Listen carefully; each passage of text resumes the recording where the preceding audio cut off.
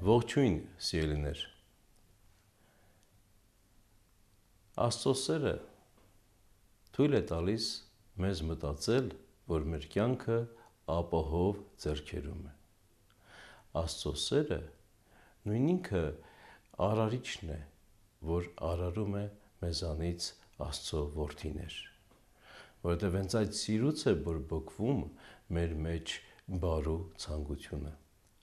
Տեսեք ինչ է ասում Տերը այսօր մեզ. Երկրի վրա գրակ գցելու եկա, և ինչքան եմ կամենում, որ արդեն իսկ բորբոքված լինի, և մի մկրտություն ունեմ մկրտվելու, և ինչպես եմ շտապում, որ կատարվի, կարծում եք, թե երկրին խաղաղություն տալու եկա, ոչ, ասում եմ ձեզ, այլ բաժանում, որովհետև մեկ տան մեջ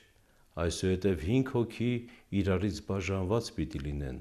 3-ը երկուսի դեմ, 2-ը 3-ի, հայրը պիտի բաժանվի որդու դեմ, որդին հոր, մայրը աղջկա դեմ և աղջիկը մոր, սկեսուրը հարսի դեմ և հարսը իր սկեսրոջ։ Տերը խոսում է իր սիրո մասին, որովհետև այդ մեծ սիրով աշխարհ եկավ և կամեցավ աշխարհը փրկել, ուստիև իր անձը զոհեց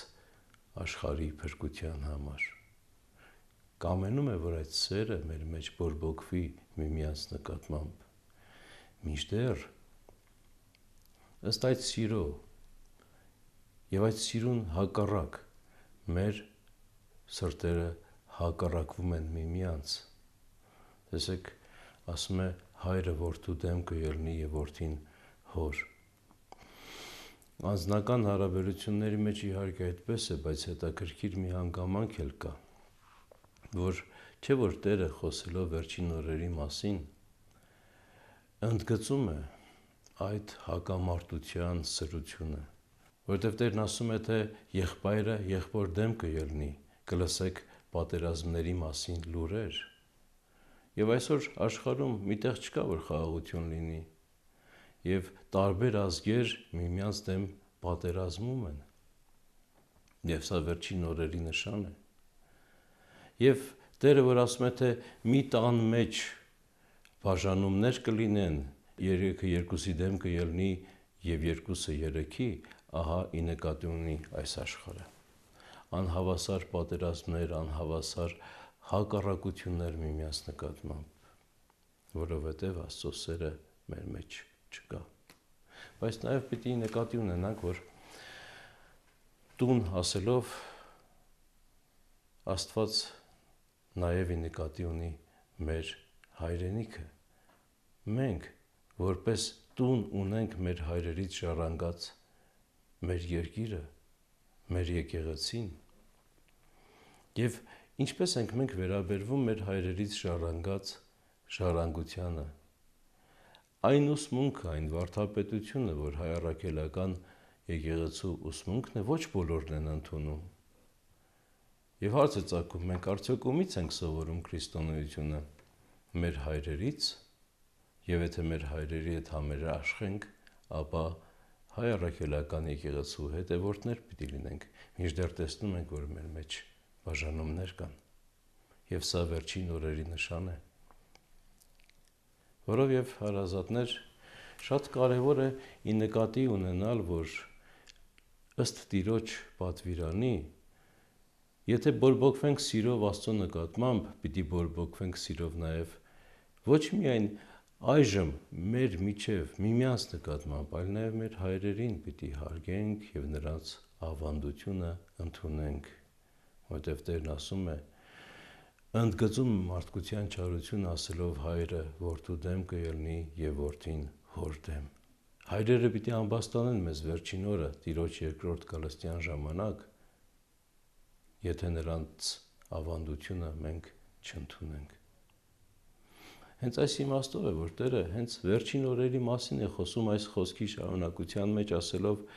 ժողովրդին էլ ասաց. «Երբ տեսնեք, որ արևմուտքից ամպ է ելնում, իսկույն կասեք, թե անձրև կգա, այդպես էլ լինում է, և երբ հարավի քամին փչի, կասեք, թե խորշակ կլինի, և այդպես էլ լինում է,